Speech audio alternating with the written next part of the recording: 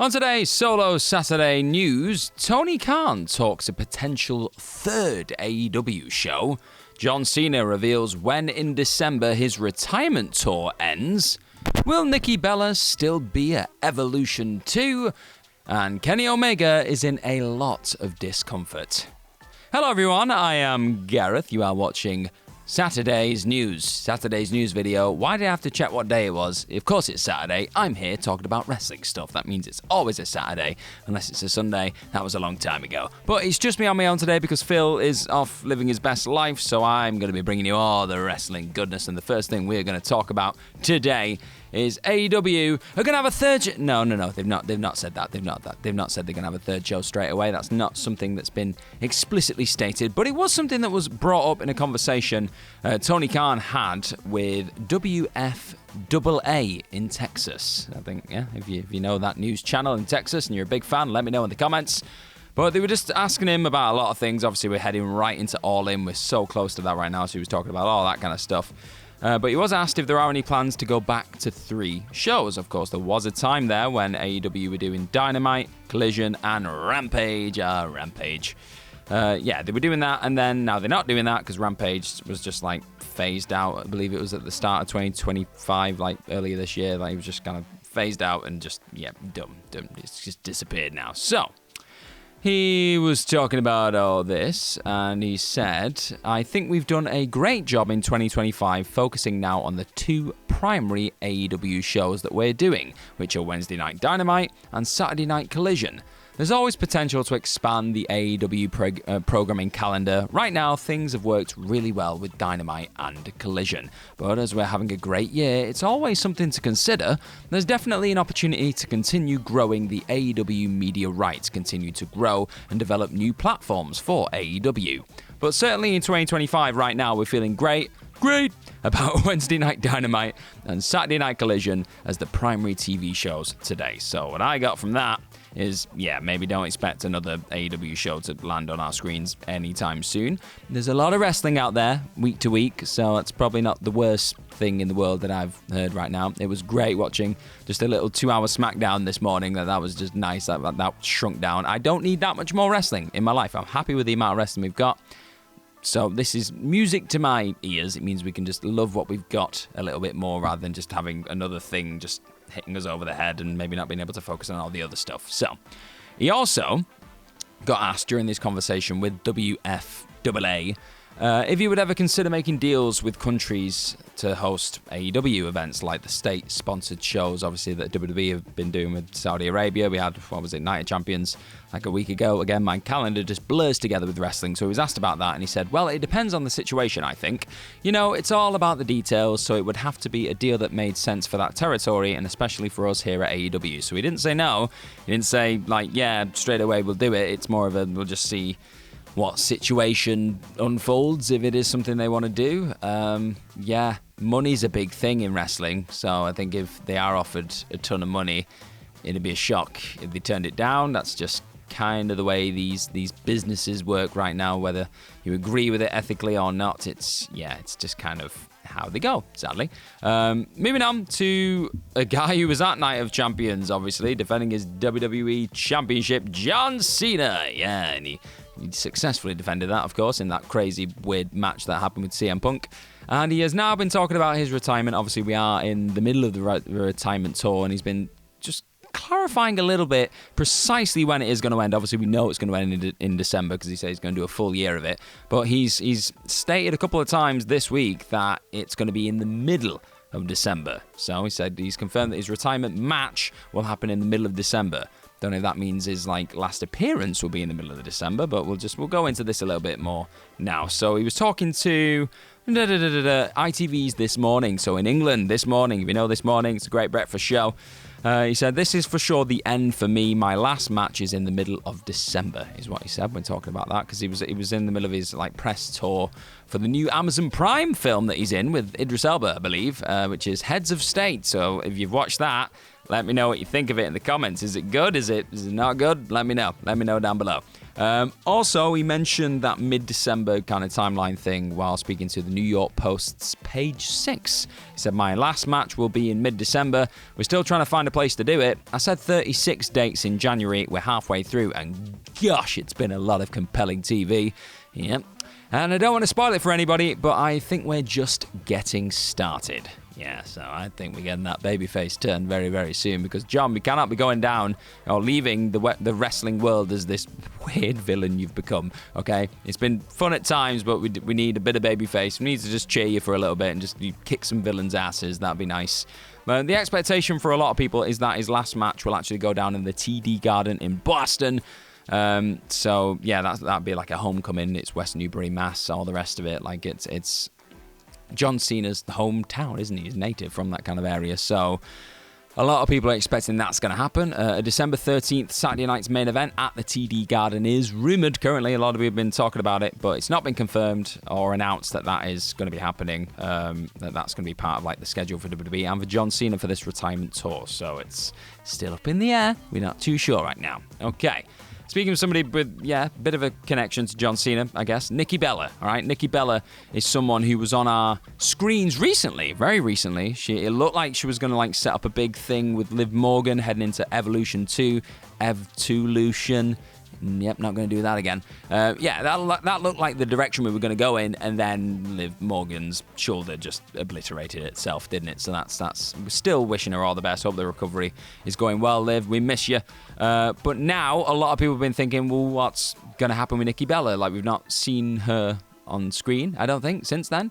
So the latest Wrestling Observer newsletter has shed a bit of light on the situation. They've said, even though not announced in a match, the plan was for, obviously, for help. This is Dave Meltzer just doing his writing as always, so bear with me. He said the plan was for help to face, I think it was her, to face Liv Morgan in a single or in a tag, likely with her sister, against Morgan Rodriguez. If you can decipher that, you're better than me. Nikki Bella, we are told, is still on the show. Well, look at that. Bella came back, but hasn't been back on TV or given a direction after her first angle with Morgan. She was at the 23rd of June show to shoot an angle where she was likely to have cost Morgan her match with Kairi Sane. Drama. But Morgan was injured, obviously, at the start of that match, and Bella didn't appear because it would have been weird for her just to walk out to Kairi Sane and be like, where's Liv? Yeah, would have been strange. So that's really unfortunate. But she's still there in the plans. Whether she's going to have a match, whether it's just going to be an appearance, possibly with Brie Bella, we don't know. We don't know right now. I just want to see Nikki Bella having a good time in a wrestling ring and just getting loads of appreciation and love from the fans. So hopefully they find a way of getting her on that show. I think we learned earlier in the week through spoilers, but we saw on SmackDown last night that Trish Stratus is going to be there. She's going to be taking on Tiffany Stratton, Trish Stratus, a lot of TS's there. So yeah, they're going to be having a big match and showdown. That card is coming together now. It's looking quite exciting. I hope just the show itself is pulled off excellently and they just get the time, the spotlight to really show off what this division is right now, because it's stacked. It's an awesome division, even with the loss of Liv Morgan through injury and somebody like Bianca Belair not being on the card as of recording that I know of. So yeah, like, it's an awesome division. I just hope they get the chance to shine, really, at this big show I will be watching. So the last story we're going to talk about today, it has to do with a guy who's a bit of a cleaner. Well, he is the cleaner. That was a good way of starting this story. Kenny Omega. We're going to talk about Kenny. We love Kenny. And he's had a tough couple of years. We all know. It's well documented that he's had the diverticulitis struggles and he's just come back into the ring and he's not the old Kenny Omega. Like, it's just the way it is. Like, the time gets to us all, and he's been doing an awful lot, but he's still kicking ass. He's still doing awesome. And he's talked to the Wrestling Observer Radio about, we did an interview with him, and he's just gone into a bit of detail, really, about what he's going through, how his body's feeling. And it sounds pretty rough, I'm not going to lie. Obviously, it was going to be, like, coming back from what he's come back from, but yeah, just the details he's offered up just make it sound like he's really putting himself through it just to be out there and perform right now. So he's noted that despite making an in-ring return to in-ring action in January, he's still taking things like day-to-day, still recovering from obviously nearly dying following the diverticulitis stuff. And he said, in one of the first quotes, it was, as you said, so he's talking to Dave Meltzer, I feel in the pursuit of just staying at the same pace that the younger, healthier talent are moving at. I feel in situations like that I wouldn't be able to stand out or Oppositely, I would be able to stand out, but I would stand out in a different kind of way, a negative way. I try not to bring attention to that. I don't want people to feel scared or sorry for me, or I don't want anyone's opinion of a match to be hampered because I simply just can't move consistently as fast all the time. There's still a number of issues I'm working through, and it's really day to day. So later on, as the conversation kind of unfolded, he noted that he still has adhesions from his surgery that are causing him a bit of discomfort. So he said, I have these adhesions in my stomach, quite a few, and when you breathe in heavy, when you have to use a lot of core, when you have to twist, when you have to stretch, anything like that, the adhesions that are binding to his inner organs, easy for me to say, they're pulling apart, and it's causing a lot of discomfort. Kind of sort of like a lot of flu-like symptoms to emerge. That sounds awful. So yeah, anytime he's twisting, or like just breathing heavy or using his core, Kenny's in pain right now. So when you see him on TV, there's a lot of that in wrestling, a lot of twisting, a lot of breathing heavy. So, Kenny, just take your time, man.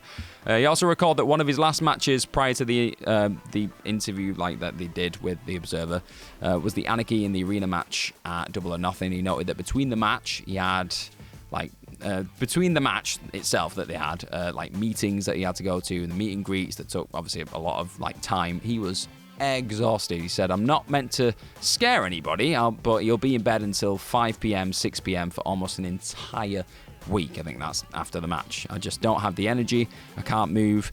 That was the most scary part to me. So yeah, after he's doing these incredible performances still, after what he's gone through, it's taken a long time for Kenny's body to recover right now, understandably, because yeah, it's been through an awful lot and it's just not in the place it was before. So it just makes you appreciate what he's doing. He's putting himself through absolute hell just so we can cheer him and go, yeah, Kenny, kick him again. It's really doing a number on his body right now. He said that he no longer wants to push himself past the breaking point, as that was how he ended up having emergency surgery, and wants to avoid having to do all that again. Like, we don't want to be in that situation again. So he says, knowing my own limits and being okay, I do have a limit is what's important. And again, I'm also very lucky. I have a boss that has an understanding of that. My safety and health is always paramount to the company. So it should be in every company. These wrestlers should be looked after. They are putting their bodies on the line time and time and time again. They should be given all the time off they need to recover and get back, and just any kind of services that the company can offer to them to just make that kind of recovery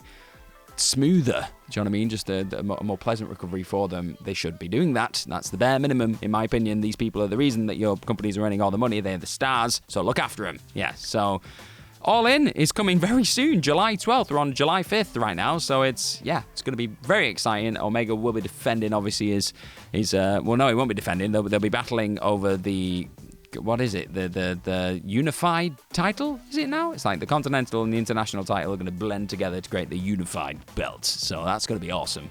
Can't wait for that Okada match. What are you most excited about? I feel like I ask this every week at this point, but what are you most excited about when it comes to All In? What do you think Nikki Bella should be doing at Evolution 2? Let me know about all the stories that we've had in this video, what your opinions on them, and hopefully we'll be back to doing doubles action in Saturday News next week. I don't know what Phil's doing again. He might be off riding camels across New York. That is an image. If somebody can Photoshop that and just send it out into the X universe, that'd be great. Don't forget to subscribe to WhatCulture Wrestling. Follow myself at gmorgan04 on X and at Gareth Morgram on Instagram. And if you're into personal fitness and just fitness in general and keeping yourself healthy, I've also got a fitness account, which is at fitness.focus.gm. I'm a personal trainer, and I will be showing you training things that I do and all the lovely people that I train in my other life away from wrestling. So it'd be lovely to get your support from that as well. But most importantly, the most important thing I'm going to say in this entire video, look after yourself today and have fun, and I just hope it's a lovely day for you. All right, see you soon.